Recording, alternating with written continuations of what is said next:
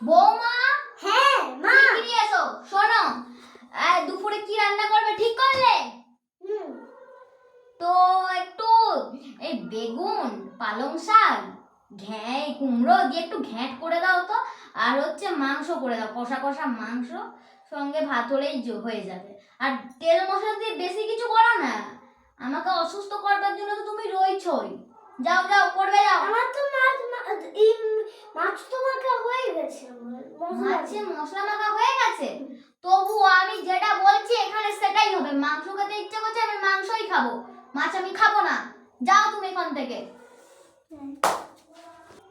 বৌমা এত সময় লাগাই না রাঁধতে, বেলা গড়িয়ে দুপুর হয়ে পেরিয়ে পুরো রাত হয়ে যাবে, সন্ধে হয়ে যাবে। বৌমা এখনো আসছে না, বৌমা কখন যে আসবে। মহারানী এলেন? দাও দেখি কি করেছেন আপনি।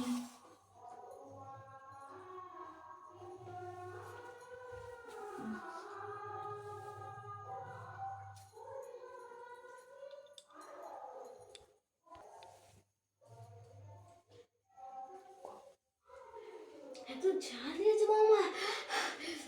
বৌমা, ঝাল, এত ঝাল দিয়েছো, আমাকে তুমি মারতে চাও নাকি? তোমাকে আজ আমি দেখে নিচ্ছি, বাবু আসুক। তুমি কি আমাকে মারতে চাও?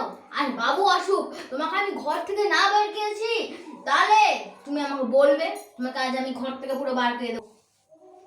হ্যাঁ মা প্লিজ, আমি একটু ভুল হয়ে গেছে, প্লিজ কাউকে বলো না।